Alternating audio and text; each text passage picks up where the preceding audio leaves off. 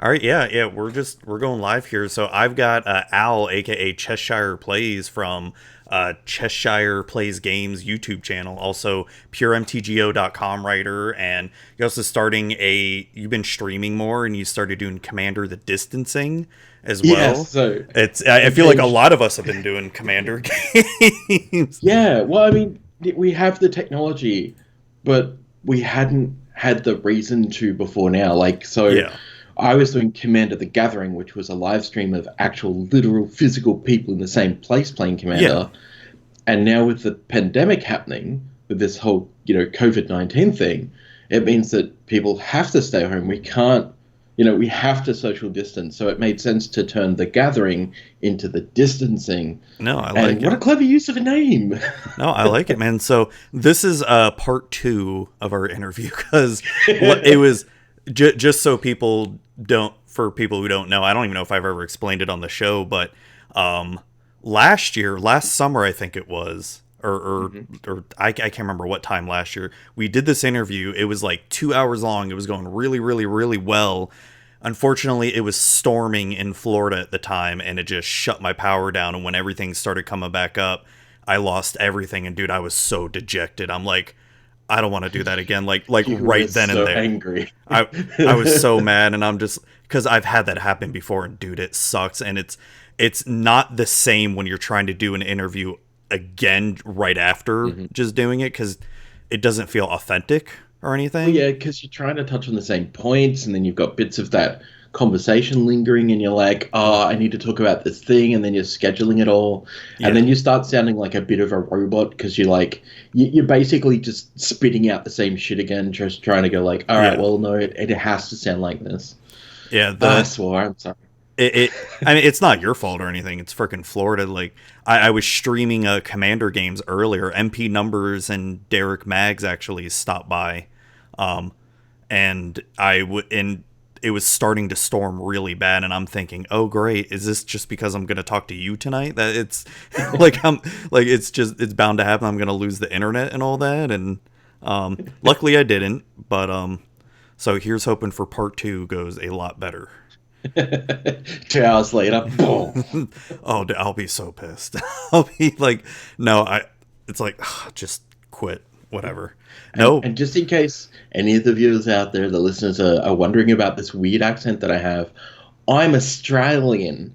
Oh yeah, There we that's go. right. Yeah, I guess we should make mention of that. Yeah, you are an Australian content creator, so I, this I is am. a huge time difference for us right now. You're technically in the future. Yep, yep. As It's of like 11 this, o'clock in the morning for me. yes, as of this recording, because I don't know when exactly I'm going to be releasing this because I'm technically recording this before I do my special 200th episode of Magic with Zuby because I want that I'm doing episode 200. It's going to be like a special show and all that stuff. So and then right after my 200th episode, I'm planning on doing something else. So you may not be released for quite a little bit. I don't know what exact episode. So as of the recording here, it is my time Saturday night, April 18th, and it's April 19th, 11 a.m. in the morning for you. Hmm. So, Yep, that's right. and this is what's a pain in the butt, not just with Australians, but also when I want to do anything with anybody in the UK UK, or in Europe and all. Finland. Yeah, it's Like, I had Charlotte from the CAG on my Command of the Distancing, and it was just like, so I had two people in PT, no people in CT. We had one person in Finland and me in Australia. So I had to oh work out god. times for three different blocks so that we had four people on at the same time, and we still couldn't get it right. We're still an hour out on Dude. the Finland time. Dude, it's tough because I'm trying to get as many interviews as I can with people, and I'm trying to go outside the US and all that. Like I just had Total MTG on, and I've got some other people in Europe that I'm scheduling to get on, but dude, it's tough. It's like usually weekends I can do anytime and all that. It's during the weekdays it's super hard, and it's hard to remember like, hey, my 9 o'clock, it's usually they're like 2 or 3 a.m. or something like that. And Yeah. Well, I have a block of like 2 weeks coming up off in May, and I'm so excited. Late May, I think, and I'm so excited for it because every person that I've wanted to do Commander with, like Jeremy Noel and like yourself, like it's hard to try and get in with people to play Commander on their time zones because I'm in Australia. And Yeah. usually when people are playing Commander, it's during the week. And I'm like, well, I can't do that because that might be your nighttime, but I'm stuck in my crappy corporate job. So, Oh, I'm right there with you. It's I'm working still too. I'm working during the day. I mean, I've been working from home since last summer anyway, but I'm working way less hours, and I'm not used to working just a normal 40-hour week. So it's kind of it's a little bit difficult right now, not having more free time. But I mean, speaking of COVID, real quick, how is it going over in Australia right now? I have water. I mean, that's good, And right? that's pretty much how it's going.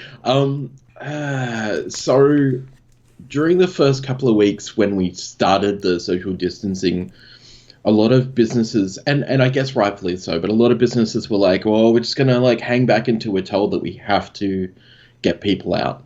Yeah. But they didn't have plans in place for this. Like, the fact that I can and am working from home shows that in my position, you've never needed me at work. I could have always have done my Yes. job at home. A lot of So a people are couple figuring of that out now.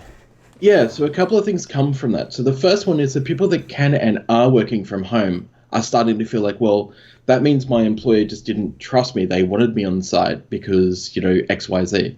To put it into perspective, I work 37.5 hours per week.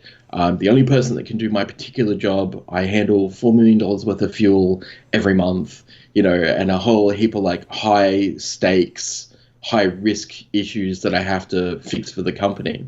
Yeah. Being able to do it remotely is great. They've only just brought in, hey, casual all day, every day.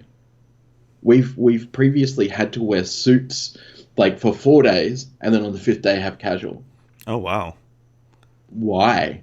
Like Like that just like old men doing business should stop doing business the way they are and learn how business actually works. Wearing a suit, if anything, makes you more uncomfortable, which makes you more prone to errors than putting somebody in casual clothes and going, you know what? Wear what you feel comfortable in. Productivity is up. mm-hmm. Working from home productivity for a lot of people is actually quite good. I know that some content creators have said, like, oh, when I work from home, it's hard, rah, rah, rah, because I'm getting distracted by this, that, the other. That's fine. It's going to happen. Not everyone's built to work from home. But for me, this is like my ideal situation. There was talk about us following the US and maybe reopening. And then our PM stood up and went, we thought about it. We looked at the risks and we went, no. And I'm like, thank goodness for that. Because it's like opening our borders this early. Like, we're doing quite well here in Australia on the curve. Our curve is flattening pretty well. I wish I could say the same. Well, I don't want to get into US politics because you know what I'm like. Well, no, and it's also, that could just be a whole friggin' interview in itself. Just I'm just going to say, look at New York. Okay, great. look at Florida. I mean, I know Florida isn't a hot spot yet, but Jesus. Oh, it's about to be, isn't it? Jesus. Didn't they just reopen the beaches? Well, hold on. So there's a lot of misinformation about that, actually. It's only one county has opened up a public beach or something, and I think it was decided by the mayor or the county commission or something. It wasn't actually the governor, something like that. And apparently, but the governor was complicit in it though, and then I saw these headlines like all these beaches are opening up, and then when I went and digged further, and I'm like, oh, it's only like one or two, but still, it's still bad, but yeah, not maybe as bad as the shitty media machine wants us to believe. Oh my god! But yeah, dude, so Florida itself I think is going to be the next hotspot. Dude, whenever I go out for groceries, no one's fucking following social distancing, nothing. It's causing me like agoraphobia because I don't want to be near these people, and in case I'm an asymptomatic carrier, I don't want to pass it over to them and all that. And dude, okay, so Florida like is heavily populated with old people, Oh there's yeah. still so many of them going out and about here, and it's like, and you know, to in their defense, maybe they don't have a choice but to go out, right? Because they don't have any Mm. family. They have to get food and all that, which really sucks for them, you know. Yeah. But it's God, it yeah, I'm scared for my state, to be honest. It's Well, it's see, this is kind of, I guess this is where Australia are kind of a bit different. So we've set up measures. A lot of our grocery stores have set up like special delivery measures for like old people and contactless delivery, and all the things that we're supposed to be doing. Our supermarkets have instigated like you would go to a nightclub when a nightclub's full. You've got the bouncer who's sitting outside and he's like, no, yeah, you're gonna have to wait, mate, before you go in. There's too many people in there. They're doing that. They're doing like the spacing out on the walk through, basically. But yeah. the problem is They're doing going. similar stuff at some of ours. Like they have, you can't stand so close together at checkout and all that, and they have special hours for elderly people and for first responders and all that. So they're doing that. It's still, all the other idiots around here. And that's what I was going to say. Like when we go shopping, I'm terrified every time, because once you're in the grocery store, none of the patrons are actually paying any attention to social distancing at all. No, of course Like not. I had somebody sitting like right next to me at the grocery store when I was looking at eggs, and I just felt like I could just like tell them to move or push them or something.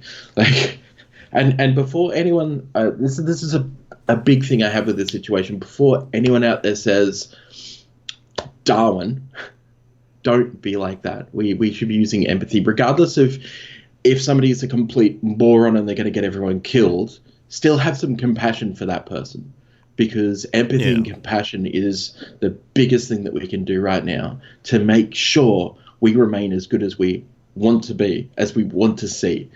The big thing I saw with like the whole Boris Johnson thing, and people were like, "Lol, I hope he dies," and I'm like, Boris Johnson might be a shit human, but they're still a human. Like, we should be saying like, "Hey, that's terrible. It serves you right. Don't get me wrong, but it's terrible you have it, and I'm so sorry that you have to go through this, and I hope you live through it." Because if that person lives through it, maybe, just maybe, that's enough for them to go, in their head. And, I was wrong. Holy shit. Yeah. One can only hope. Well, one thing I want to ask. So Australia has had quite a 2020 so far with the Australian fires, and then pretty much a global pandemic. It's been. How's Australia itself holding up? Our economy's ruined. As we were discussing before we started, like our Australian dollar is 1.57 of an American dollar. So hey, Americans, now's a good time to like buy up Australian money, but probably not, because the whole world's about to shut down for a while. Yeah. Look, it's all horrible. It's all bad right now, but I can't help but feel that we'll get through it, like we always do, because we're Australians and we just truck on and we drink a lot of beer and shit. I don't know. I don't know what the future is going to hold, and right now it's a bit scary because it's all sketchy.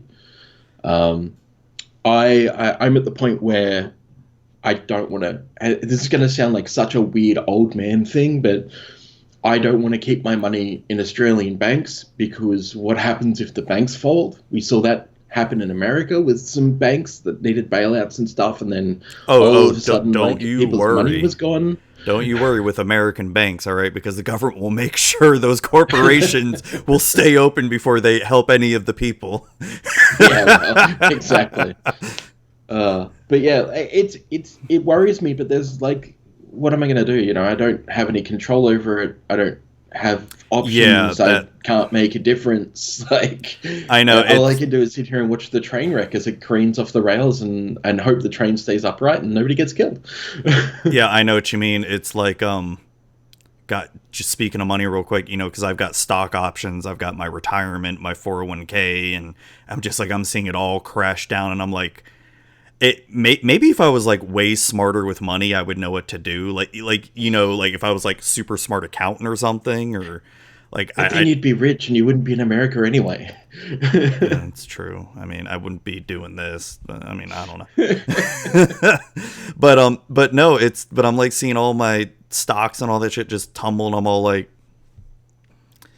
What you gonna do? Yeah, I mean, I'm like that thankful. with my retirement fund, my superannuation. You know, I'm thankful I still have a job right now. I mean, that's about the best I can, be thankful about. Because, dude, there's just, it's scary right now. Like, if I were to lose my job, it's, God, just, I don't know. It's scary out there right now in America. Well, so our government has they've put in place a stimulus package, not like the US.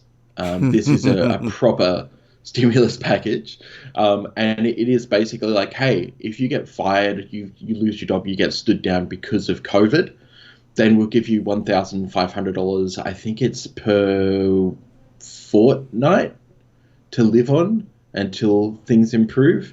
So basically almost like $3K a month, almost. Yeah, pretty much. Yeah. Which, I mean, oh God, like I don't want to get too deep into politics here, man. Because I mean, it's just under what I earn per month anyway. So No, but I mean that's good, But anyway, how long is that gonna last? Oh God, yeah. Let's get on to some happier topics here. Let's talk a little bit about Commander and Ikoria, because, well, actually, let's just talk a little bit about Commander. Ever since I started doing these paper EDH streams, dude, I've been playing so much Commander. And welcome to my world.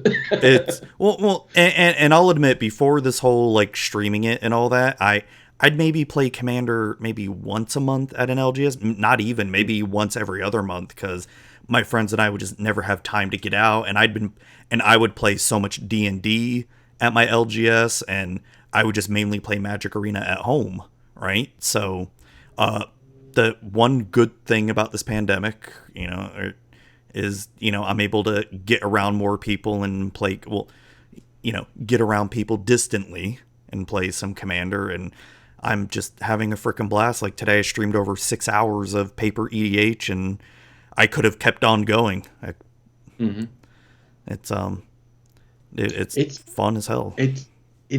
There's a reason why Wizards have made this the year of Commander. There's a reason why they release the stats saying, hey, yeah, look, we do know actually that the Commander players are the ones who are actually like keeping Magic out there, and like, basically the unsung heroes, because, Commander players are the ones who are buying all the product, and kind of like, and I won't say like they're, the and it, but a large proportion of those sales are the Commander players, the casual players and the Commander players.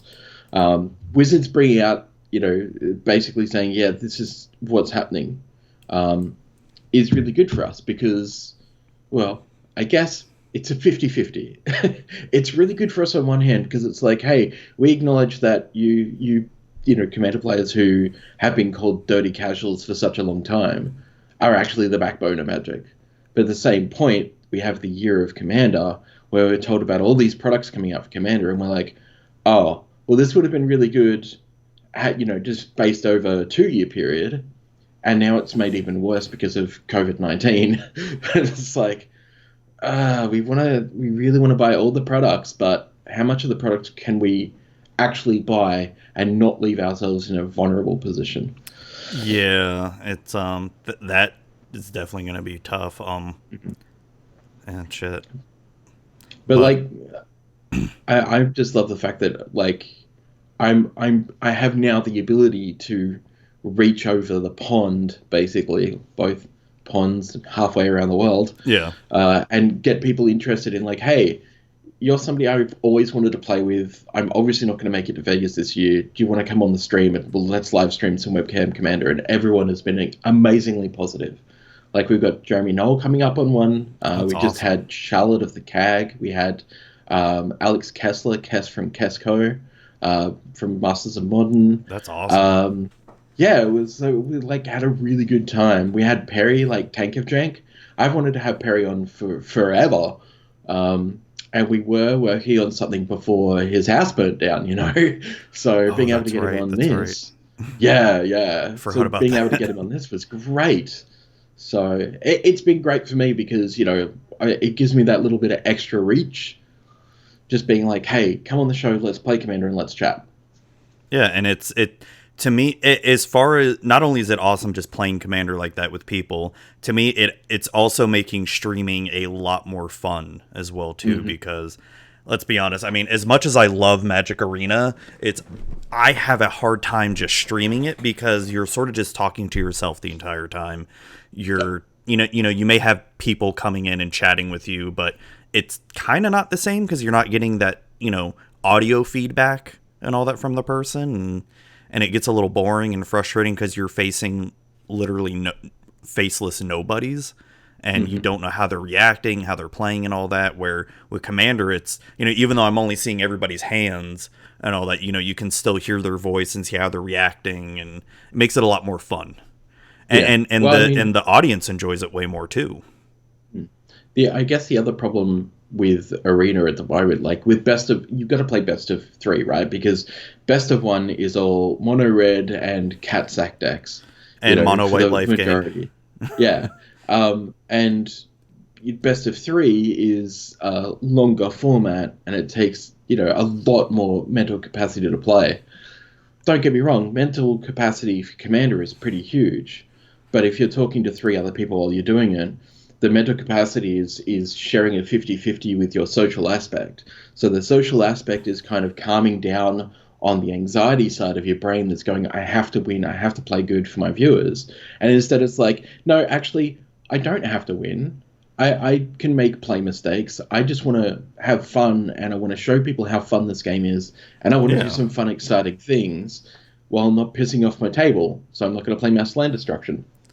Oh yeah. Well, no, it's one thing I have noticed, and so, I do that Magic for Normies podcast with Pixie, and I think she's finding out that I'm not much of a normie Magic player because she's playing a lot more of my Commander decks, and I have to defend myself on that.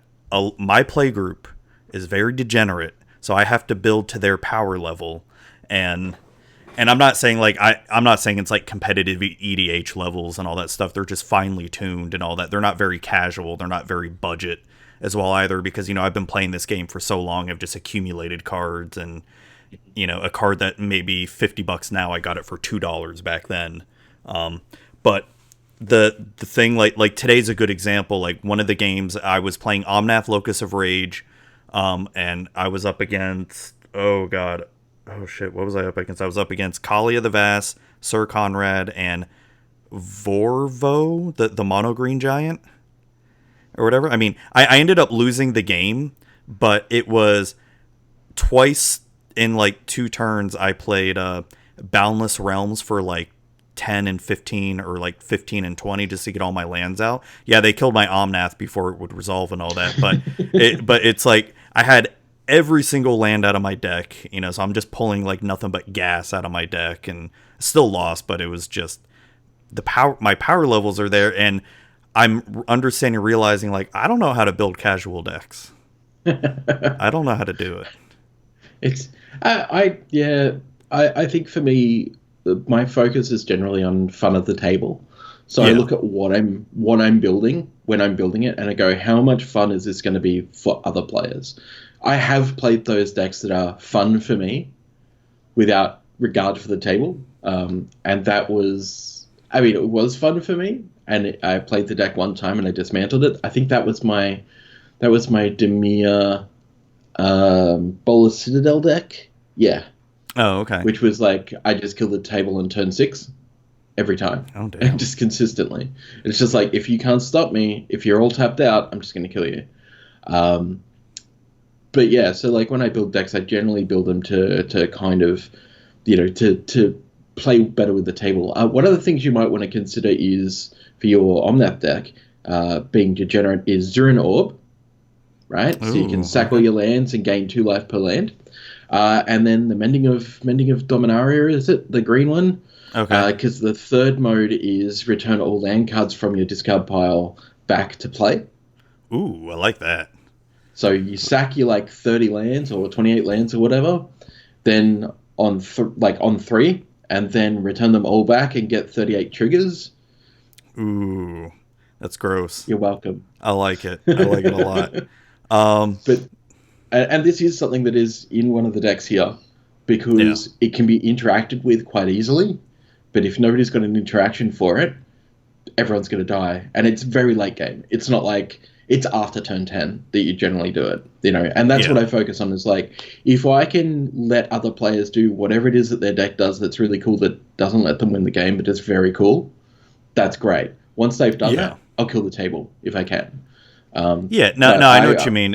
I try to lately, like, my friend has been challenging me to build non-blue decks, because I have an affinity for control. Like, Krufix is my favorite commander, and pretty much I've built Krufix Eldrazi control to where, I don't want people to play. So, and my other most degenerate deck is Chulane. Chulane is just dumb. That is such a dumb commander. Mm-hmm. So it's too good.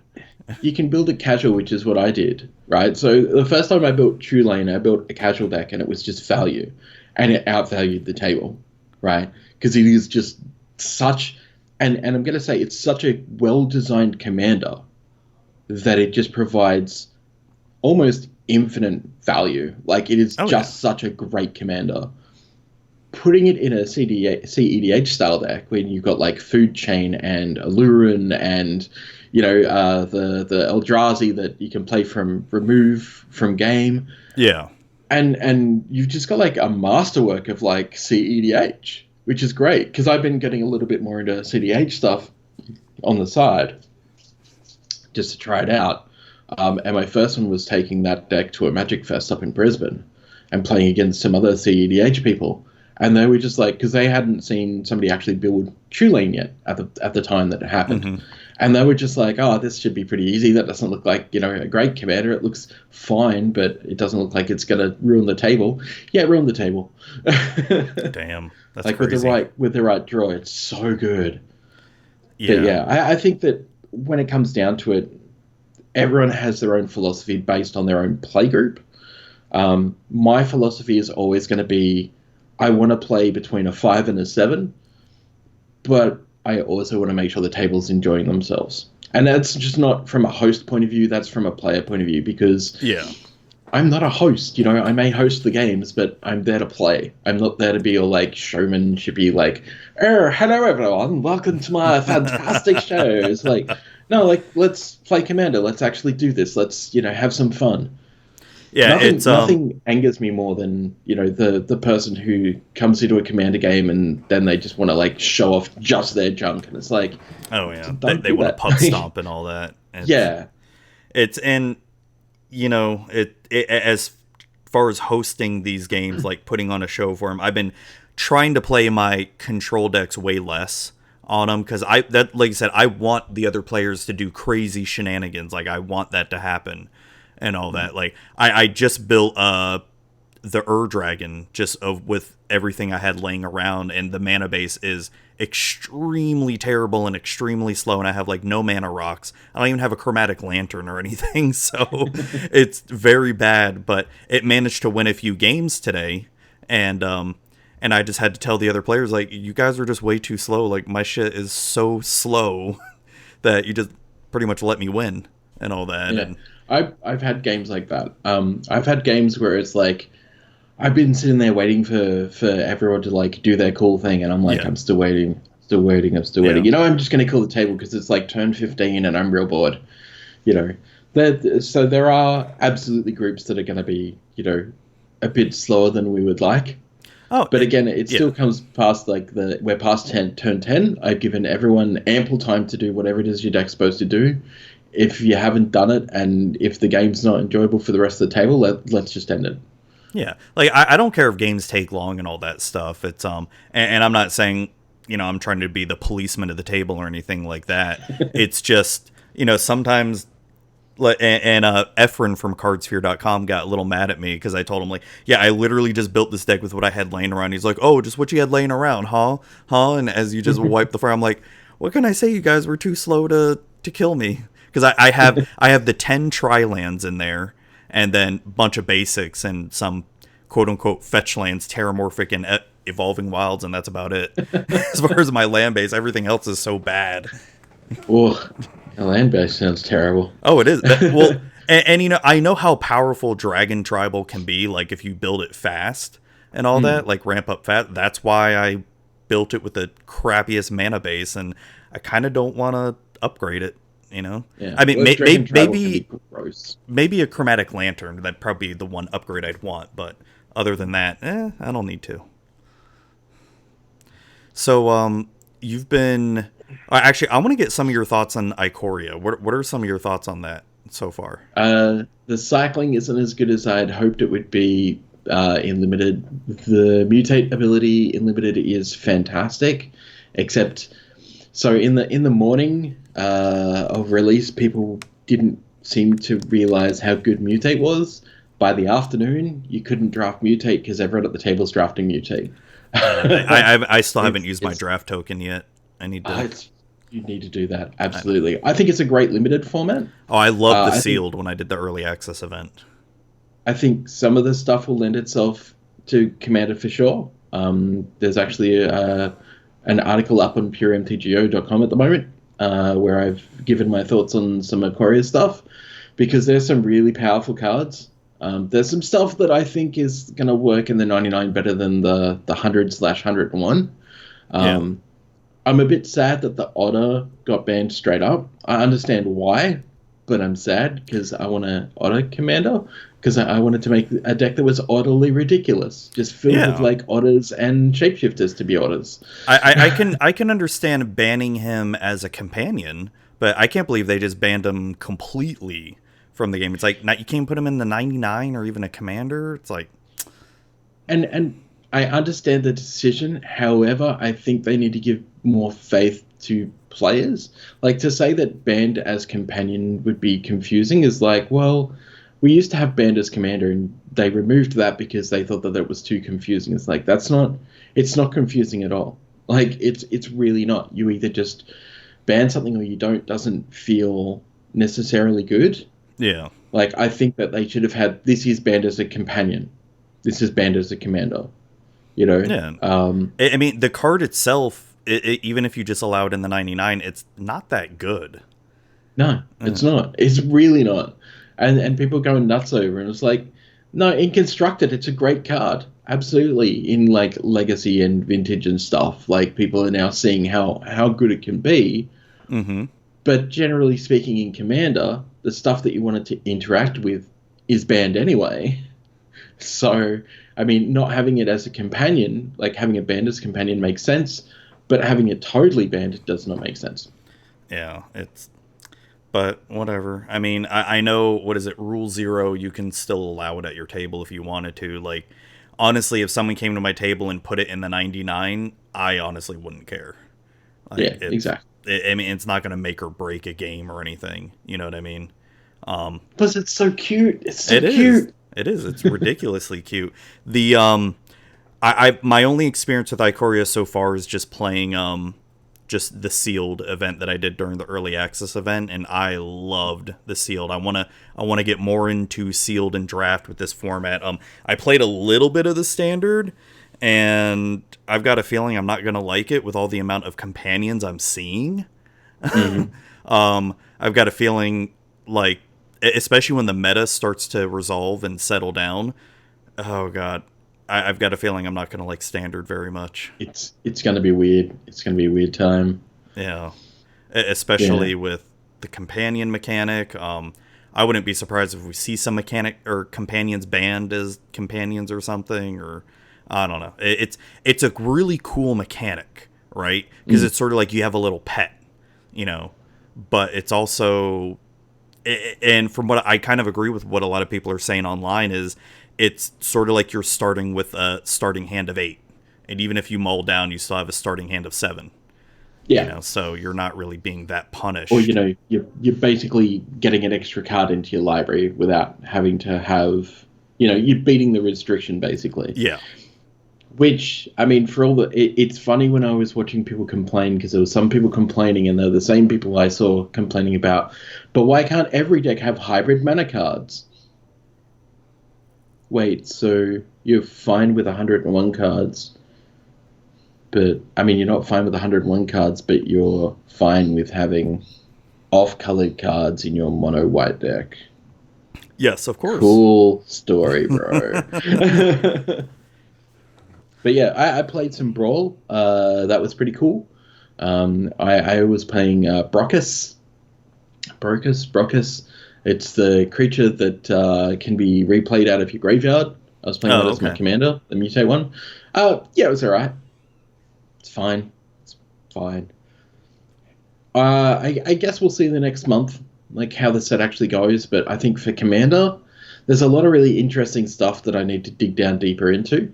Let me just pull up because there was a specific. Where is it? And I still don't even know all the cards in Ikoria yet. Well, I mean that's exactly it. Especially now, like it's a confusing time because you've got. No, not that one. Why is that site not coming up? It's an interesting time because we've got like basically two different sets, coming out at the same time. Dude, during the preview season when they were doing the Commander 2020 and the Ikoria, dude, like I was getting so confused as to what cards were what. I saw some Commander cards. I'm like, that's going to be in Standard? No way. And then, it's actually a Commander card. You trying to look up an Ikoria card right now? Yeah, I'm just trying to... Who are you trying to look up? Because I've got it's alright. It's just my phone is just being a bit weird. Aluna, Apex of Wishes. There it is. Flying Trample, right? For 2 colors, a green, a blue, and a red for a 6/6. Alright, so already pretty well costed for Flying Trample. Whenever this creature mutates, exile cards from the top of your library until you exile a non-land permanent card. Put that card onto the battlefield or into your hand. Wait, what card was that? What was it called? Aluna? Why am I Apex of Wishes. Apex of Wishes. Oh, why am I not finding that?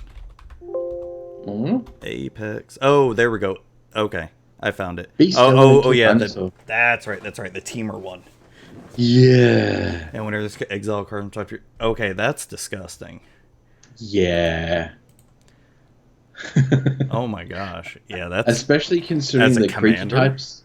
Yeah, especially considering the creature types as well. So dinosaur, okay. Yeah, dinosaurs, that's fine. Like we're still looking for good dinosaurs, to be honest. And in those colors, it's fine. Beast, well, there's a couple of really cool beasts, so that's fine as well. Elementals. There's a lot of good ones. It's Teamer Elemental. well, with mutate. Remember, it doesn't have to be one of those three. It could be any non-human. It doesn't. But if you're just building just around a theme of like choosing a creature type, yeah, you're getting so much value just from being an elemental. Oh yeah, for sure. Especially when you're playing certain elementals that allow you to dig into your deck because every time you play an elemental, blah blah blah blah blah. But I mean, the fact of like being able to mutate and then just flip cards until you flip something cool and chuck it on the battlefield, or maybe just into your hand. So you're going to be playing, let's see, Ronus, Cradlehoof. Okay, good, I'm done. Everything else doesn't matter. Just chuck those in there, and it's all good. No, even some of the ultimatums are just crazy good. Oh, no. You know what card looks that is insane that I saw Pixie playing against a bunch?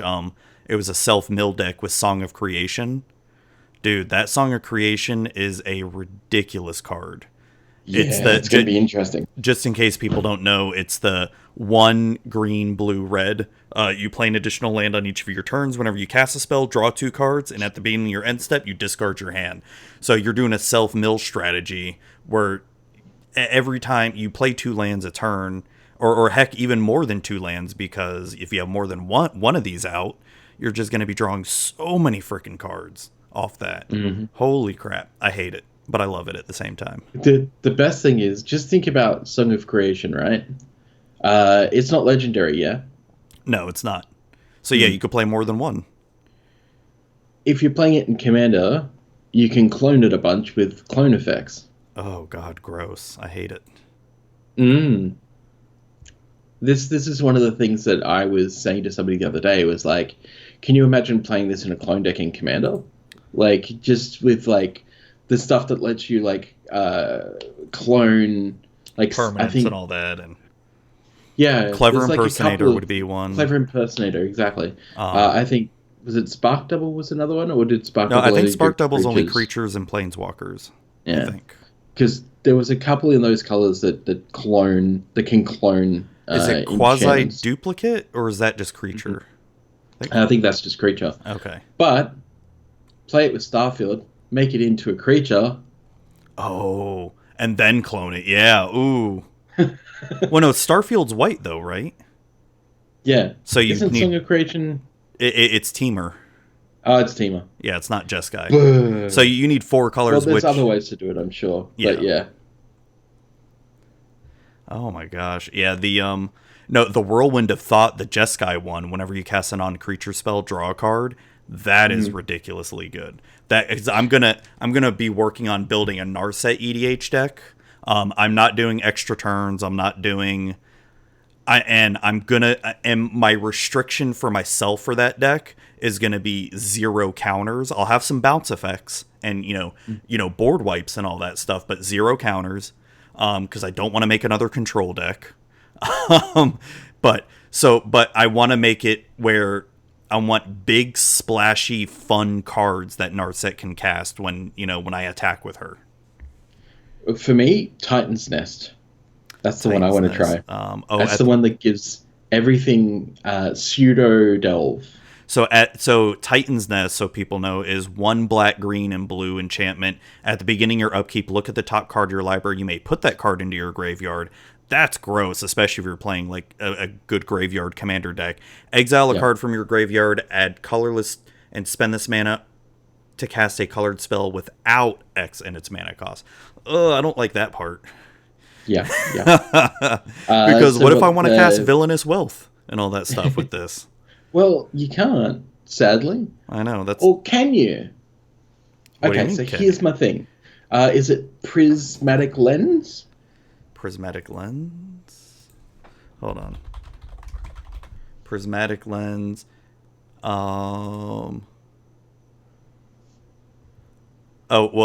Prismatic Lens is just you tap to add 1 color to your or 1 colorless to your mana pool, then you pay 1 to add 1 mana of any color to your mana pool. There was another one then. There was one that you could pump the mana through and change it into mana of any color. What was the card called? I can't remember now. But basically there's ways to funnel the mana that you get from this, from pseudo delve. Yeah. From exiling those cards through an artifact, changing the mana into another color. So the mana's not coming from Titan's Nest anymore. The mana's now coming from the artifact to play your X spells. It's sort of like what rich people do with their money. They change. Exactly. They keep it offshore. Exactly. It's an offshore mana source. How to avoid the IRS in Commander. But the other thing with this is playing things like Nexus of Fate and, basically just a way to keep milling yourself out, changing, like delving away those cards, keep casting, like I'm going to get an extra turn after this one, and then Oracle to win, or Labman. So it's another one of those. There's ways to do this to make this card super gross and super fun. That's freaking awesome. That's what I love with Commanders, just finding crazy stuff like that. It's I don't know. Let me see what else is. I love the what are your thoughts on the whole Godzilla promotion with it, the whole Godzilla tie-in? Look, it's fine, right? It's fine. It's great for some people. It's not great for other people. To me, I don't care. Like, the card is still the card, right? It just has some alternate art that's kind of cool. At least it's something I can respect, being Godzilla, rather than something like, I don't know, My Little Pony. Yeah, it's true. Keep that to Silverboarded. No, it's fine. Oh, dude, really when they spoiled the Godzilla thing, I freaking fell in love with it. I love it. I'm such a huge Godzilla fan, and I've got someone that I play EDH with on the stream, Baltan, he's also a huge Godzilla fan, so he and I were sort of like fangirling out that when they were spoiling this. It's awesome. I love it. I want to see more stuff like this, but I hope they don't oversaturate it. Like I hope You this mean isn't. like they do with collector boosters? Oh God. Collector boosters really make me miss the expeditions and all that, and the masterpieces and all that. I miss those. Oh my God. Even though like towards the end, like with the Amonkhet Invocations, it was kind of feeling like, they're not that great.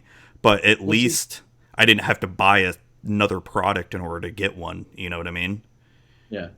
This is the thing. Like I kind of get buying another product to get one, but they went from like these amazing invocation looking arts. Don't get me started on the typeface. Everyone knows how horrible the typeface is. Oh yeah, that was. But they went from this like amazing shiny, like it looks like a gem. When you pull one of these things IRL, you look at it and just go, "Did I just pull this? It looks gorgeous." Yeah, like the expeditions and masterpieces were amazing looking. But then you saw the Theros gods, and it was like, oh, they just kind of look old art. They don't look special. They just look old art. The invocations and stuff looked shiny and special and like gold leaf, basically, is how they looked, even though they weren't, just because of that like beautiful gold design that they had on them. Yeah. With the new ones, it's all cartoony looking comic booky art, and it's like, I get it, and it's kind of cool. It still doesn't feel much like a special product thing.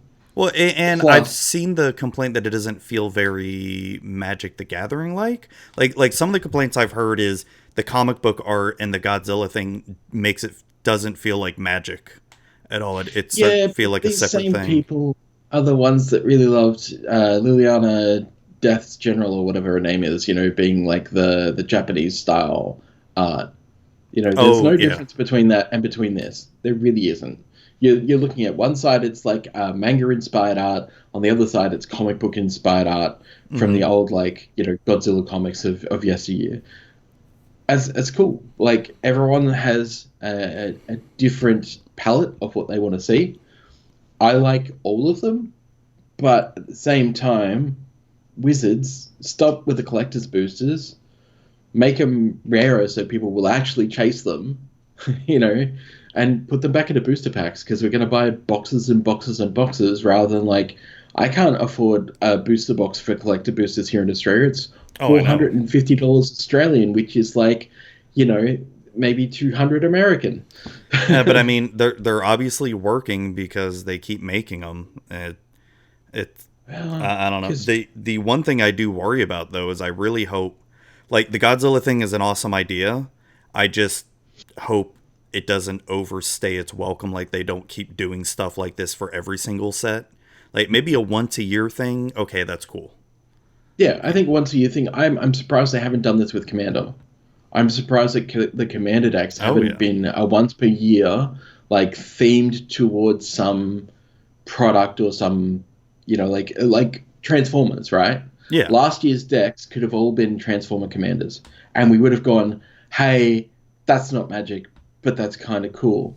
You would have still had the same backlash, but I feel like doing it like that would have been pretty cool, like having the Transformers face card and having the rest of the deck just be like, yeah, this is Commander. Maybe have a couple of cards in there that are like, Transformers themed cards. Yeah. But still overall, it's Magic thematic. Like it's the actual text on the cards relate to Magic the Gathering, like they're doing with these Godzilla cards.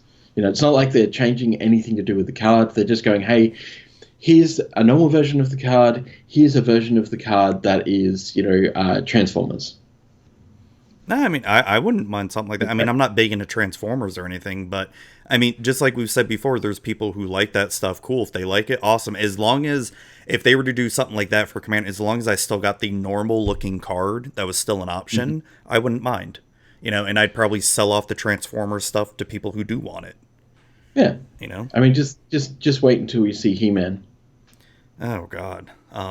It's gonna happen. It's gonna happen. Look, we know that. Well, as long as it's Dolph Lundgren He-Man, that from the it then I don't want it. I don't want it then. Definitely won't be. Then I want nothing to do with it. If it's not going to be Dolph Lundgren 80s He-Man. That wasn't even a He-Man movie. How dare you, good sir? How dare you? It wasn't at all. And that bar fight scene, what was up with that? I haven't seen the movie in years, but how dare you? That's part of my childhood. I recently watched it because I was going to be doing a video essay on it. And I was like, I don't think that I want to do a video essay on this movie because it is shit. poor Dolph Lundgren. But I'm sure he's doing fine, though. Oh, I'm sure he's doing fine. With his millions of dollars. Better than Val Kilmer, that's for sure. Yeah, poor guy. Well, hey, he's going to be in that new Top Gun movie, at least, Val Kilmer. Yeah. With Tom Cruise. That'll be interesting. Doesn't he have, like, the voice modulator now? I wonder how they're going to explain that. I don't know. Val Kilmer has a voice modulator now?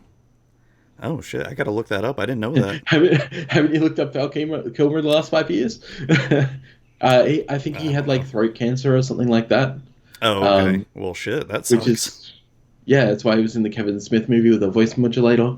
Oh. And he hasn't been in the public eye for, like, a very long time. I guess I haven't seen the latest Kevin Smith movie. You're talking about the latest Jay and Silent Bob, or?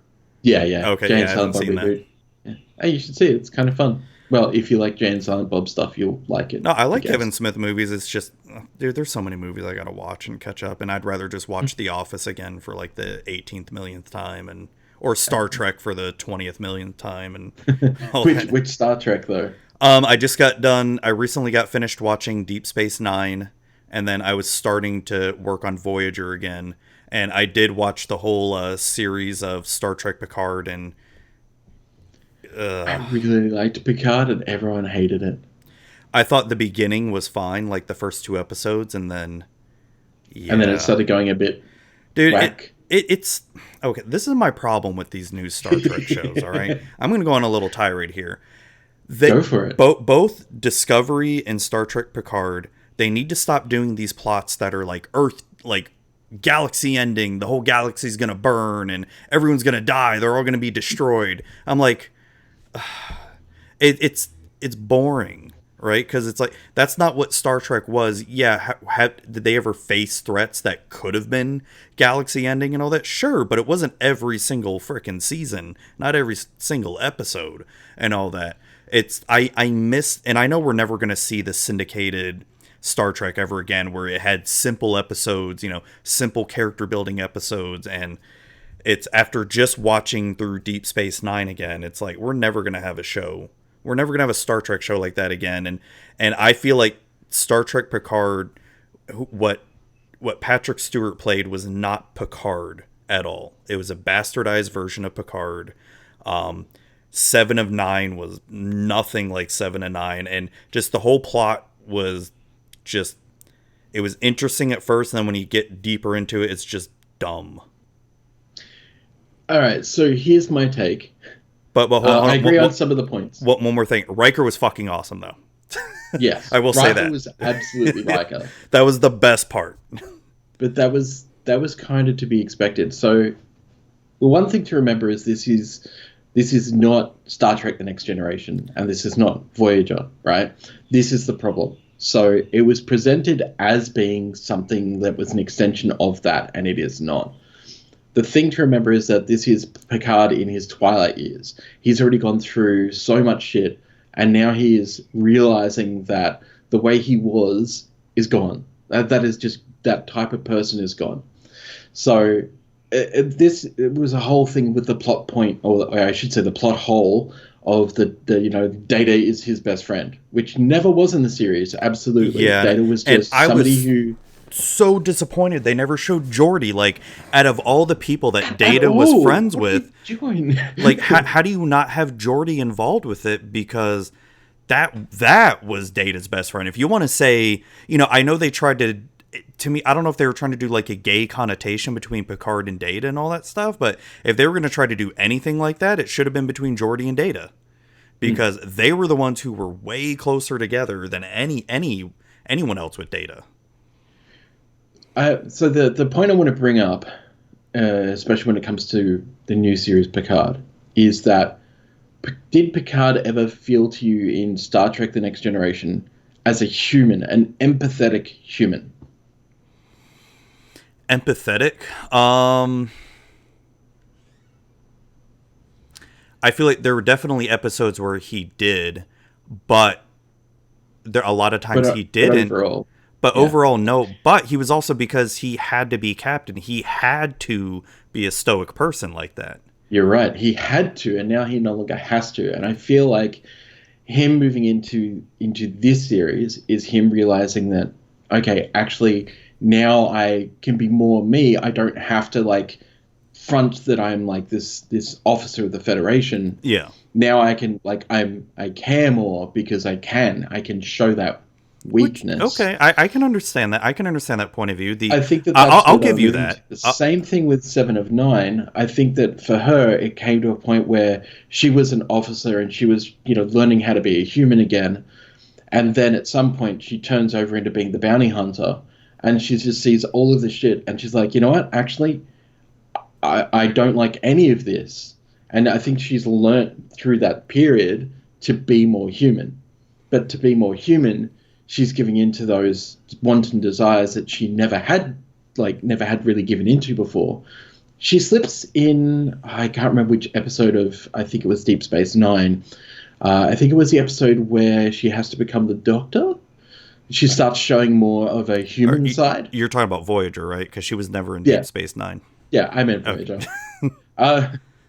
But she's showing more of that like human side because the Doctor's like obviously kind of like training her being that mentor.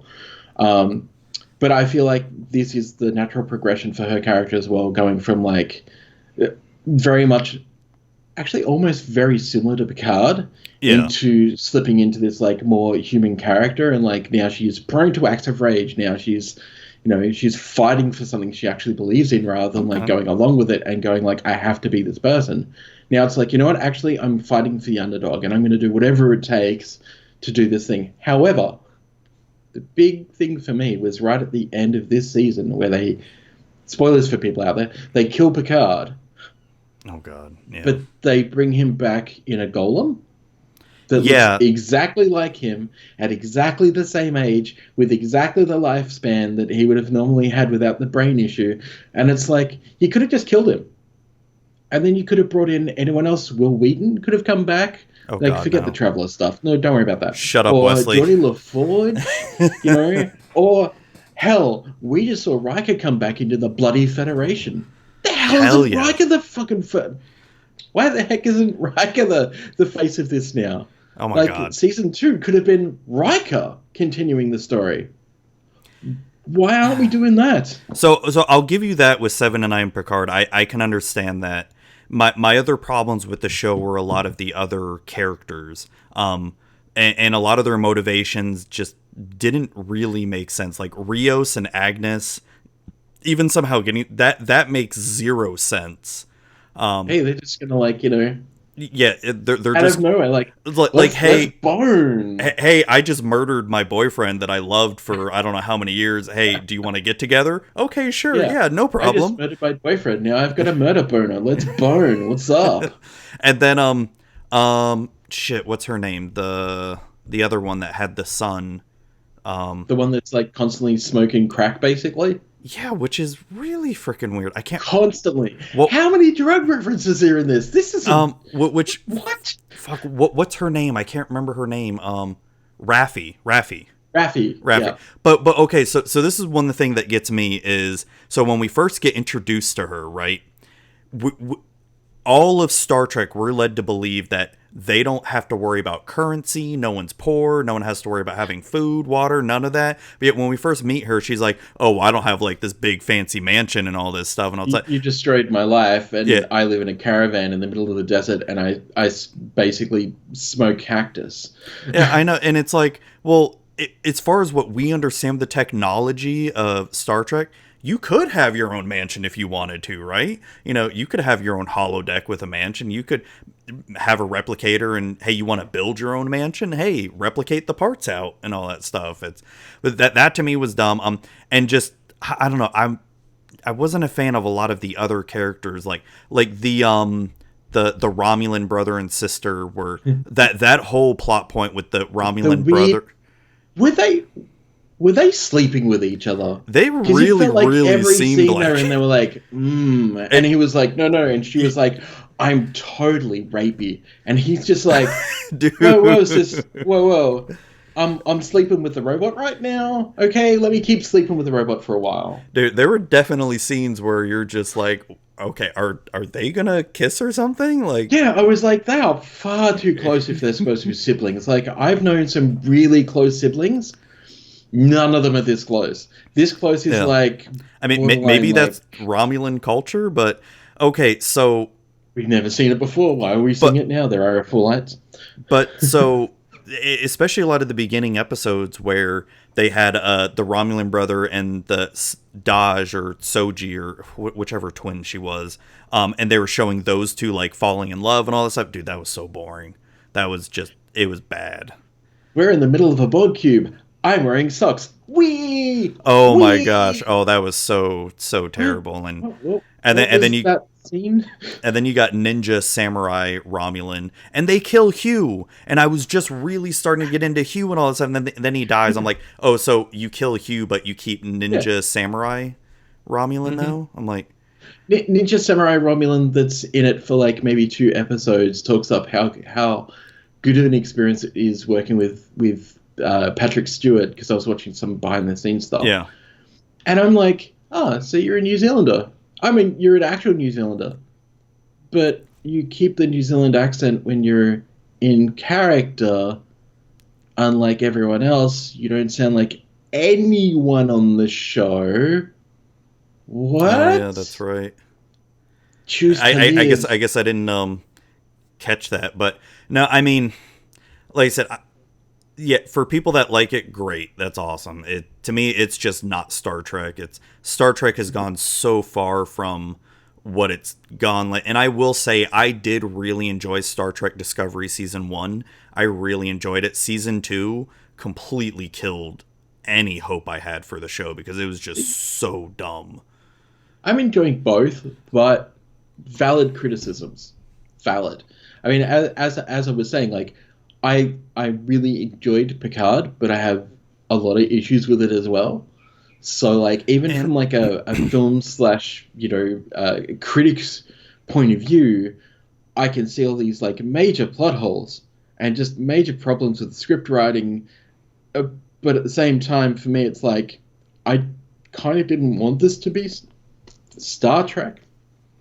I mean, I kind of wanted something a bit different because we watched, how many seasons of Next Gen? There were 7 seasons. And another thing I got to say about it is, and this is what really gets me with these new Star Treks, is the thing that I love about Star Trek, that the Ultras from the original series up to Enterprise, all of them, is they all... So you liked Enterprise? Compared to these, yes. No, I'm actually a big fan of Enterprise. I just love it when people, give it shit. Yeah, the thing that I love with these is... or the old ones was, it gave you some semblance of hope for humanity in the future, right? You felt like, okay, yeah, we're going through so much shit in present day right now that, hey, these people, they figured it out, right? They were able to get humanity to work together. They were able to solve world hunger and poverty and all this stuff. They figured out that's what we have to look and aspire to. Star Trek Discovery, and especially Star Trek Picard, the way you see the Federation basically being pieces of shit and all that, and you're just like, it just sort of like shatters that facade. And I'm not saying we can't have Section 31 and these secret things happening and all this. I'm not saying, but to just keep overly stating like, hey, everyone sucks in Federation, all that stuff, it sort of destroys everything they've been previously building upon, and it just for the sake of, hey, we're gonna be edgy and whatever. All right, so I'm not going to get too political, however, because when somebody says however, it's always a great one. I know. All right, so original Star Trek, did that deal with politics? Yeah, it did. Not just like politics as in like politicians, but politics as in social politics. Yeah. Oh no, it did, and I'm not discounting that Star Trek's never dealt with like social politics or anything like that and social issues. It always has, but it's I think the big problem with this at this point is that, I mean, you are right, and I'm absolutely going to touch on that. Is that every show has been based around politics of its time, right? Mm-hmm. Picard rewrites some of those previous shows in regards to the currency thing, but also feels so much like what we're living in now, but removes all that hope. But yeah, there is nothing to hope for in Picard. Yeah, but why do we need that in a show? Like, you look at a show like The Orville, which is more Star Trek than actual Star Trek now, and they're able to touch upon social issues that are being talked about today. You know, you look at season 1 of Orville, where got the Mocklin, when he had his kid in season 1, and it turned out to be a daughter, and they have a society where, you know, hey, there are no females in that society. It's only males. You're only dudes, and if you're born a female, you're gonna end up being augmented into a dude. Yeah, and that is a big social issue with trans folk. And that to me was a really powerful episode where they fought for the right to keep their daughter to be a daughter. But they ended up losing at the end. But then, you know, there's episodes past that. But to me, I don't see why they can't still do a Star Trek show similar to what it was and still be touching upon current issues. I think in a way they were trying to do that with the, hey, everyone's different, we want to like accept this entire race of like synthetic beings. But I think they screwed it up. They really do. They go about it like trying to build an epic story. Like they have to do this epic storyline. They have to have episode. They have to have the whole season be one continuous long episode, essentially. And I know that's the way a lot of TV shows are doing it nowadays. But it doesn't have to be. You don't have to do that. I mean, I'm not saying each episode can't connect to each other, because you look at Deep Space Nine, you know, that was a series that built upon itself slowly, and it was able to succeed, and it did have episodes that were continuous with it. So to people who say that it can't be done anymore, yeah, it can. Look at the Orville. That was done with that. It absolutely can. Yeah. But I sort of see what they were trying to do, and I just feel like the script writers just kind of screwed it up.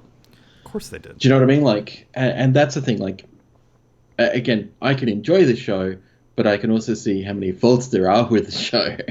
You know. Yeah. As long as they have more Riker in Star Trek Picard, I think I'd be fine. You know, and I know Guinan's coming back. If they have Q show up for a cameo or something, I'd be freaking happy. They definitely will. They absolutely will. If they have Guinan, they have to have Q. Come on. Yeah. The one thing that I was surprised about is that they did. So they were touching on the Borg so heavily with like the Locutus of Borg thing, but there was no payoff to it. Yeah, the instead of 7 of 9, useless. It should have actually been Locutus of Borg who reattaches to the Borg cube, you know, and then have him go out that way. And that's what I thought was going to happen. Like, then have Riker as Seasons 2 bloody captain, and we can go back into Star Trek land, and Riker then turns over and is now, you know, like a captain. Or even if they didn't, let's say Picard never got attached to the cube or anything, I wish.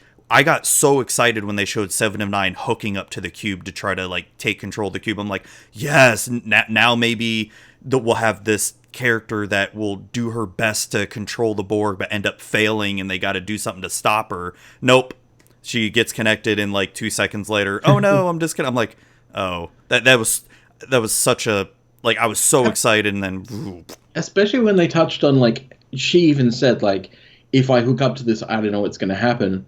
There's a chance that I could just be the new Borg queen. And then she acts like nothing happens. Yeah, let's do it. What are you talking about? It's crashed? God damn it. I'm going to hook up. Oh, we crashed. Yeah, I know. I mean, maybe... giant flowers. Maybe in season 2? Space flowers. Well, okay, well... the giant flowers didn't really bother me that much, because we've seen crazier stuff in Star Trek. Like there was Lincoln in the original series, like Space Lincoln, and then and then you've got like the Traveler in Next Gen, and the energy whale thing you know. Oh And yeah. we've seen, don't get me wrong, I know we've seen like really weird stuff. It's just like somehow these flowers are taking down a Borg cube, I right? didn't mind that too much. It was, I mean, like I said, we've seen crazier stuff, but I get where you're coming from though. It's silly, it's dumb, but It's just like, here's a ship and a flower. uh trying to reach for something bigger. 10 times that is the size of a Borg cube, So your little dice are the flower. right? Yeah. So this is like a normal ship, right? And Yeah. this is a Borg cube, and this is my hand is the flower. Yeah. I don't see the problem. Okay. I don't see the issue. I was just like, having a Borg cube, which is supposed to be one of the most feared and fearsome, you know, destructive forces in the universe, being taken down by a synthetic flower thingy. Like, I just sure, okay, why not? Oh, you know, was another. I just remember another disappointing thing about Picard, how there was like zero mention of the Dominion War, like the war that pretty much ravaged the entire sector of the galaxy for that whole Alpha Quadrant of the galaxy, like the Klingons, Romulans, you know, Cardassians, and especially the Federation. There's no mention of it. You know, hey, it's only like 15 years later after the Dominion War. No problem. I mean, at least even a slight mention of it, you know? Mm. Like, even that would have been enough for me, but no, they don't make. Instead, it's, oh no, the androids blew up Mars. Oh, well, you know, the Dominion just, you know, took over almost the entire quadrant of the galaxy. No big deal. But Mars being blown up is way more important. Way more important. People remember that way more than a massive freaking war. Yeah, exactly. No, I mean, I don't know. We're never gonna get Star Trek the way it was before, and it makes me sad. And that's why I look forward to season 3 of the Orville. I can't wait for that. I mean, well, hopefully it happens. I don't even know, who the heck knows with all this pandemic stuff. Who knows? Yeah. What's your favorite Star Trek show? Probably Next Gen, to be honest. Next Gen is definitely my thing. So when I first started watching Next Gen was probably when I was still in high school. I think late high school, so it's probably in maybe year 11. Because somebody had said something when they came around and they're like, "Hey, let's smoke some weed and watch some Star Trek." And I was like, "What's Star Trek?" And they were like, "But you love comic books." And I was like, "Yeah." It's like, "But you've never watched Star Trek." I'm like, "I don't think so. I watched Doctor Who." And they're like, "Oh, you're gonna love this then." And I was hooked from the first moment. And we started in, I think it was probably season 1, episode 5. Oh, nice. And So I was you've been just there like, since the beginning, pretty much. yeah. I was like, oh, this is nice. This is fine. I get it. But it wasn't until season 2 when we get bearded Riker that I was like, I am on board. I want a saxophone. I want facial hair, which didn't come in for another 10 years. Sort of, like, still not really there. Dude, but yeah, like, as soon as Riker became actual Riker, I was so on board with the show. Absolutely. So and is then Riker once we your started favorite? seeing the Riker maneuver as well, it's just like, just, and it's a weird thing to say because I don't find that I'm like amazingly masculine, but the whole Riker maneuver thing is just like masculinity personified with like the chair stand and the chair hop, you know. Oh, those two things. It's just like him being like, you know what? I am the most sexy man and I am bloody good. And it's just like, yes, you are, Riker. Yes, you are. Even more so than Captain Kirk? Oh, absolutely. I don't like Kirk. Oh my, how dare you? Yeah, no, original series is definitely not. How I've tried, and I'm just like, nah, I just don't like this. I mean, like, I know I'm young and all that stuff, but I could not get into Next Gen at all when I was younger, I remember. But I loved the original series, though. Something about it just clicked with me when I was younger and freaking loved it. I love Kirk, Spock, and Bones. Those three are, like, my favorite. And well, I think that, so from the people that I know who love the original series, most of them caught it when they were a kid. And I feel like it was absolutely, for the most part, squarely aimed at children. Like it was a grown up children's show. Because Yeah. if you look at the aesthetic of it, like it's very Flash Gordon. It is Oh yeah. very Oh yeah. Flash Gordon. It's very A lot of the colorful. themes Very. and the colors and stuff. Mm-hmm. When you look at Next Gen, It's that's more the adolescent show. and it's You more know? the colors are a lot more muted and not as bright Mm-hmm. and flashy. And oh, I totally get. Yep. And it's a lot way less action too. Yeah, When you look yeah. at it, and so and It's I get it's that it's as I've gotten older, Next Gen, I definitely love Next Gen, Deep Space Nine, and Voyager and all that. It's TOS is probably still my favorite series out of all of them, and God, my second favorite. God, it's like such a close tie between Next Gen and Deep Space Nine. It's Deep Space Nine is just so good, except I just really don't like the ending to it, the whole space Jesus thing, and I'm not a fan of that. It's Space Jesus. Ugh. What were they thinking? I mean, I get it. I like it and all that, but it's, I compare the ending of Deep Space Nine compared to the ending of Next Gen, like much better last episode, Next Gen, and yeah, and then Voyager. God, that ending was just, you know what, did make the ending of Voyager better. The trilogy series that was written right after the show. That I didn't read it. I mean, I mean, it's not really that great, but at least it gave me some closure as to what happened to these characters after they got back to Earth and all that. So, I'm gives just you a not little fan bit. of Janeway. What? You don't like Janeway? No, Oh shit! I freaking no. love her. She's such She a just she just seems abrasive. She doesn't feel like a captain. Like, okay, so crazy. Cisco in Wow. Deep Space Nine, first 4 episodes, much the same. Feels very abrasive, angry. Janeway to me always felt that way through the whole series. Like I've watched the whole series and I didn't like it because I just don't like Janeway. Everyone else is fine, but Janeway just feels like, and I think it comes back to a school thing. She feels like a principal. She doesn't feel like a Star Trek captain. She feels like a principal trying to constantly scold the children around her. Is the way that I feel about it, and it's just she just grates me the wrong way. It just feels abrasive constantly. Oh wow. Even when she smiles, I'm like, just why are you so angry when you're smiling? Do you have a principal or school teacher that was just like her? That I don't. Not that I can remember. Doesn't mean that it isn't the case. I am quite old at this point, so. But not because I didn't brain get that. isn't what it used to. I didn't get that from her at all. She I loved her, and same with Cisco too.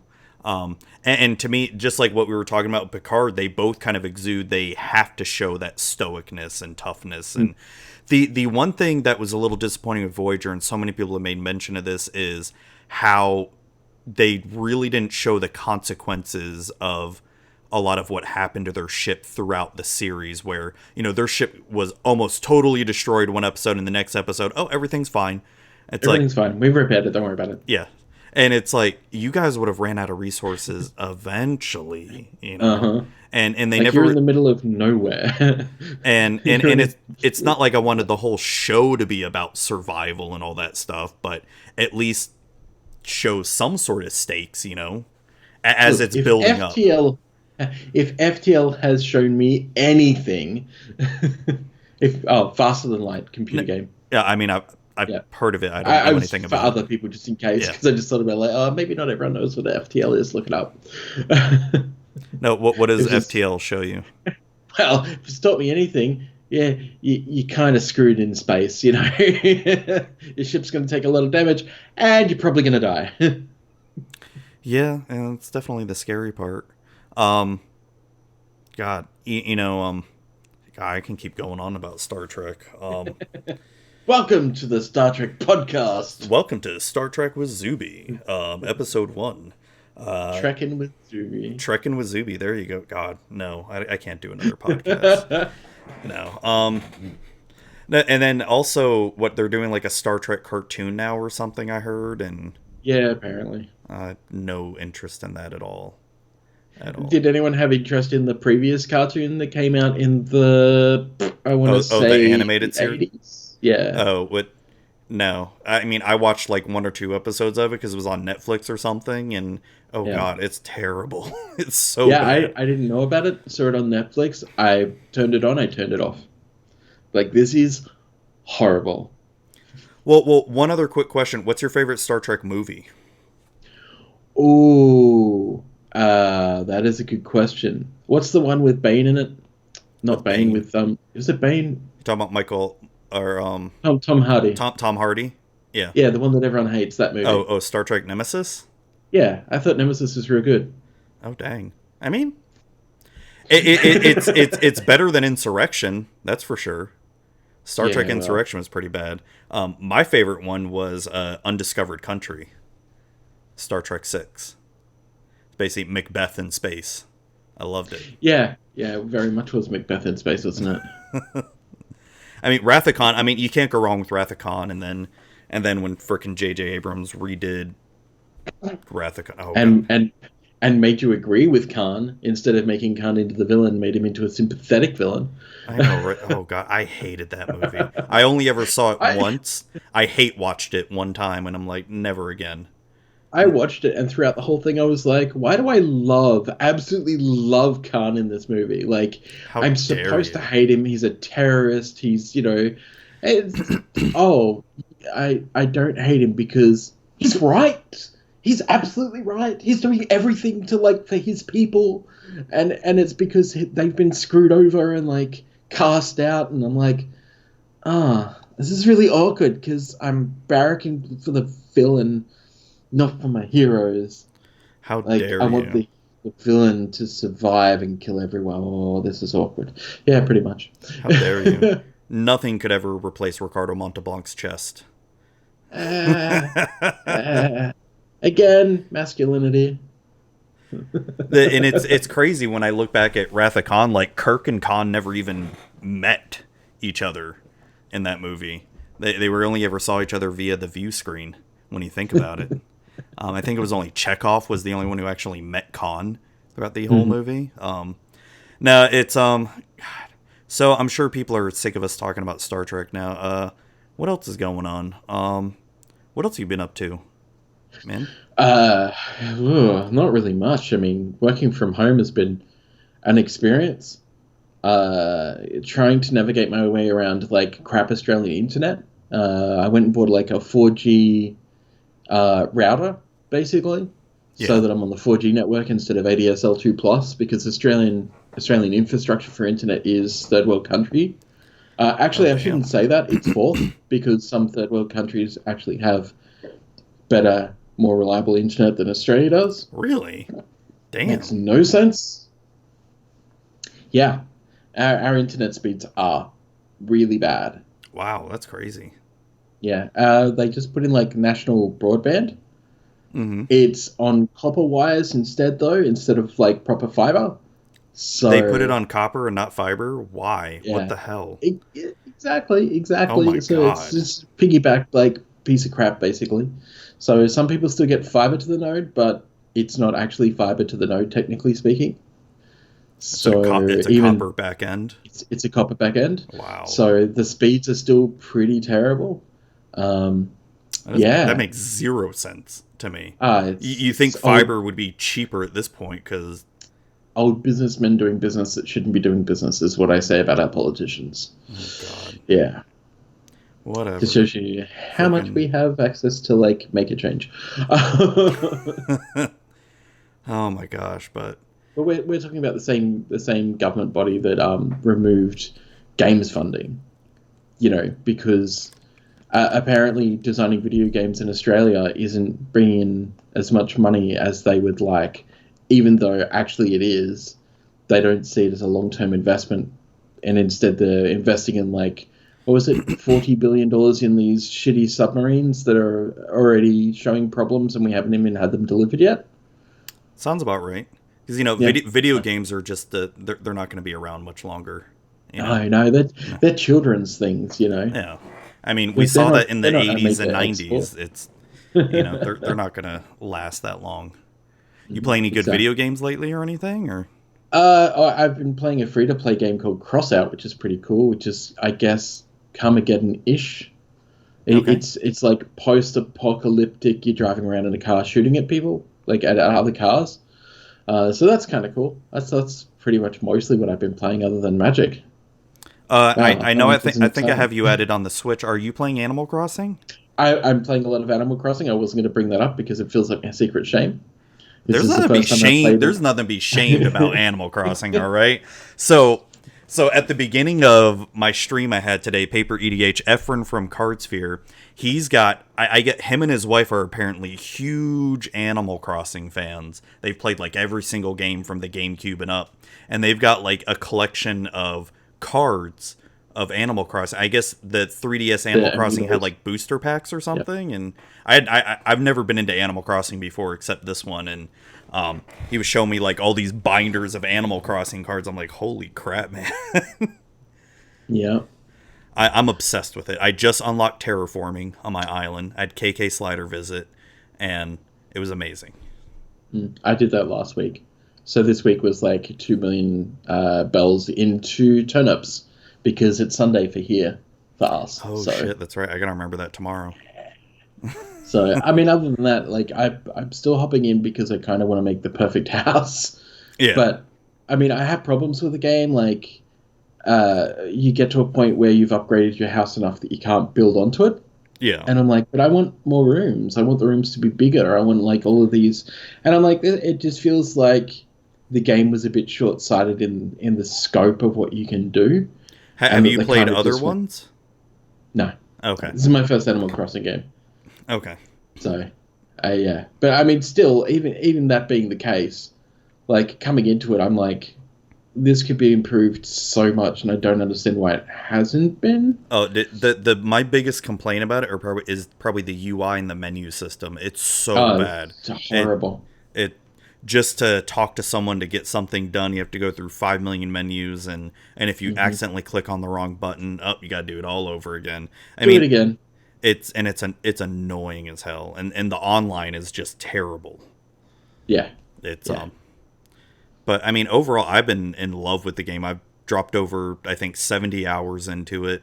Definitely not as much as some people. Like Pixie, she's obsessed with it, and her island's amazing. My island, I pretty much, as soon as I unlocked terraforming, because I've only been sort of decorating my island a little bit, but I pretty much tore everything down on my island, and I cleared everything out, and I've just been terraforming. I've been moving buildings. I've been getting money for that. Now that Sunday's coming, I'm gonna probably spend 500,000 bells and turnips to get money back on that, and just go from there, man. It's freaking, I love it. I'm obsessed. It's a good game, but I mean, as I said, like it's just I feel like it's got issues. It's got issues. Oh yeah, it does. Have you played that new Final Fantasy VII game? No, No, not interested. Not not interested. interested. No. No. My partner Hayden's been playing it, but I see it and I'm like, yep, it's Final Fantasy VII. That's great. Like, I played one Final Fantasy game in my entire life, and it was on a PSP. And apparently, it's like not actually a Final Fantasy game; it's an offshoot. So it's like Final Fantasy something or other. But yeah, it's just like Okay. so it's similar to Final Fantasy, even though it's a Final Fantasy game. It's not actually Final Fantasy, and I really enjoyed it. And I tried another Final Fantasy game, which I didn't enjoy, and I was like, it's just an RPG thing, I think. Like, I just can't be bothered. It's not everybody's cup of tea. I'm a huge Final Fantasy nut, and Final Fantasy and Zelda are probably my two biggest things, like with video game franchises and all that. And then I recently played have you played that new Doom Eternal game No. or anything? No. No, just mainly Magic and Animal Crossing. Yeah, It's not pretty the worst much. thing. It's Yeah. I've been playing way too much Magic lately. And I mean, by way too much, I mean just pretty much EDH and Arena. It's Yeah. I've been ignoring my Animal Crossing island. I feel bad. Yeah. I mean, as I said, I've been working on other projects at the moment, so Yeah. Command of the Distancing, getting that all set up has been, an interesting feat because of time zones and stuff. And I need to get on a game with you for that. It's we need to schedule something. we definitely need to schedule something, and starting up video essays in the background, which no one's seen anything of yet, because I need to edit. I need to edit video into these audio tracks, which is just a daunting task. Like it's 15 Yeah. minutes, but it's 15 minutes that, as you know, with editing, is going to become like 15 to 30 hours worth of editing. Oh, dude, I Trying to know. fit that around like everything else, and So I am working on a little bit of a script outline right now for my RPG Companion podcast. That's mainly about D&D, and I'm working on a comparison series of comparing Pathfinder Second Edition to D&D Fifth Edition, and um, I'm for my episode I'm working on right now. And these episodes always take me a lot longer because I like to write it out and research and all that stuff. Not like Magic with Zuby, where I'm like, yeah, hey, let's just talk about whatever. Um, but this one is I'm doing one from a player's perspective, what's really different, and then I'm doing another one from a DM's perspective. And it's turned out to be pretty interesting. I've reached out to some people who are really into Pathfinder. That I mean, I've never actually played Pathfinder, but I have devoured the rule book, and it's with it being a D20 system, very similar to D&D. I understand how to play it and all that stuff. It's just a different rule set and all that, but it's turning out to be an interesting project, so I'm working on that. And then there's Magic for Normies, and then my streaming stuff, man. It's pretty much it for me too. So I think and we can probably start wrapping up things here. It's getting a little bit late for me. God, what time is it for you right now? Like 1 o'clock? Still early. 1 o'clock? 12:38. Oh, bro, 12:30. Okay. I guess to wrap things up here, where can people find your content here? Sure. So best place to follow me would be at Cheshire Plays on Twitch. On Twitter. On Twitch, you can catch me at ChesirePlaysGames, like twitch.tv/ChesirePlaysGames. Same with YouTube, youtube.com/ChesirePlaysGames. They are the best places to catch me. Pretty much, if you follow me on Twitter and talk to me about Commander, I'm always going to respond. Sweet. Or at least I will try to always respond. If I don't see your tweet, I'll definitely see it at some point and respond, I hope. Hit that follow button. Hit that like, subscribe, follow button, and whatever the jam it with a dab. Dab. My kids don't like it when I dab and all that. They're like, "Oh, Dad, you're so lame." I'm like, "Shh, you don't even know how lame I am." All right. I'm the lamest you ever seen, boys. Yeah, pretty much. Yeah. All right, man. That's pretty much it. Well, thanks for coming on, man. I really appreciate it. Thanks for having me back on. Yes, I know, right? It's technically our second interview, but the first one, oh god, that got lost to the fire, to the fires of time and hell. Yeah. Well, no, we'll have to do it again sometime, and yep, absolutely, and definitely try to do the Commander the Distancing. That's just have to. I know next couple weeks are not good for me, but probably sometime in May will be better. Yeah, we'll work it out. All right. Well, have a good one, man. All right. You too. All right.